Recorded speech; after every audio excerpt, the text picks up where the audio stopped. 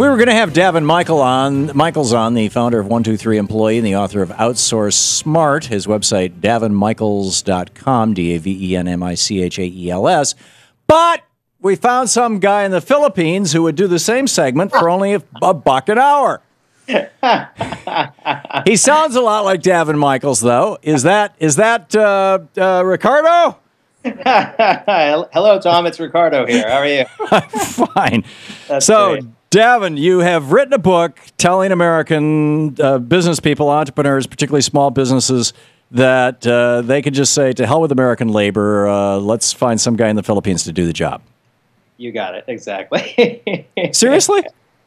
Well, absolutely. Listen, Tom, there's plenty of jobs that need to be done here in the U.S., skilled labor. But if somebody's out there that has a job right now, maybe they're doing telemarketing at a call center, they're doing client support, customer service, they're in trouble. And it's time for them to get new skills. There's plenty of information available today. There's so much, the wealth of our world. Get new skills like what?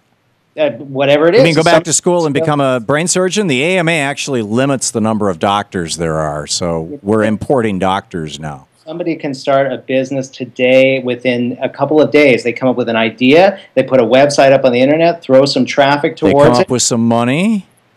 Actually, it's not expensive. When I first started my first business, I probably invested about $100,000 because back then everything had to be brick and mortar. Today, $100,000 is a hell of a lot of money, Davin. You've got, the average total wealth of the average white American family in the United States is around $80,000. Average African American family is around $6,000, and that was before the big crash. A lot of those numbers are now negative.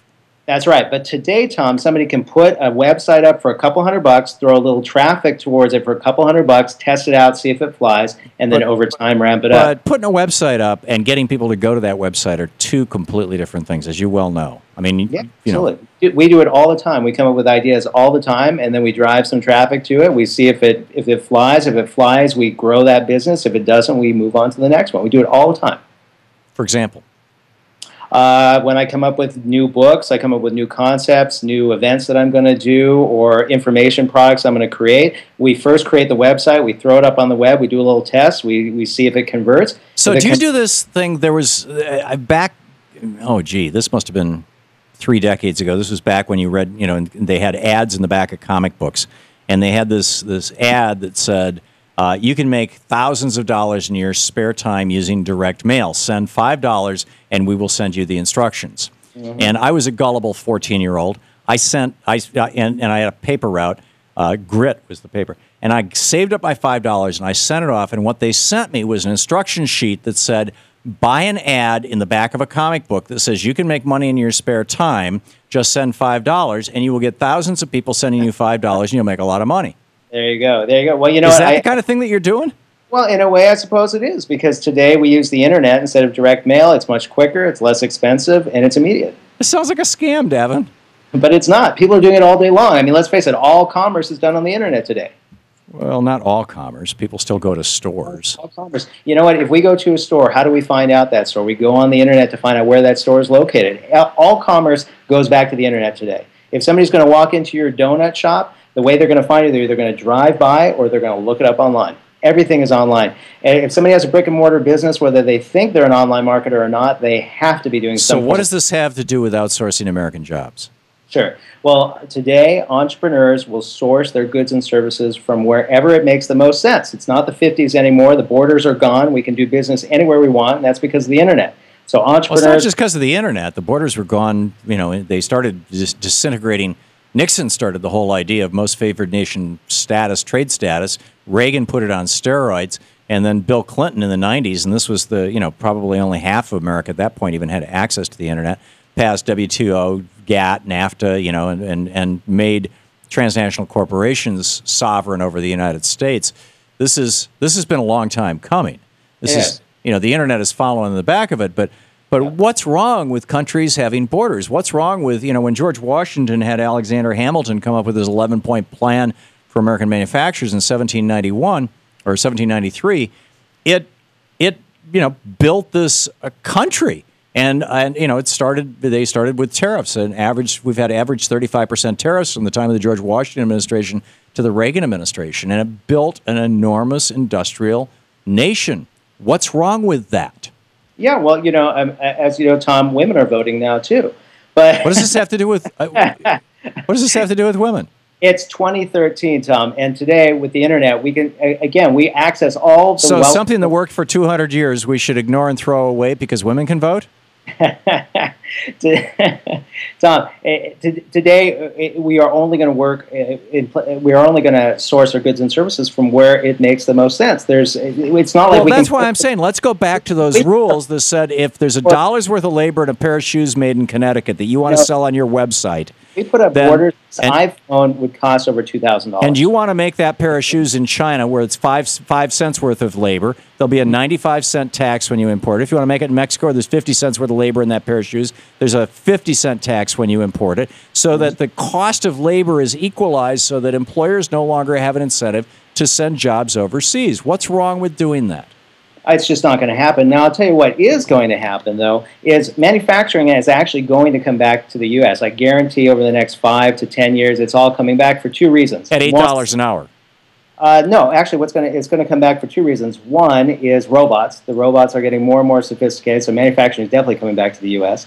And then, in addition to that, they're coming back to the U.S.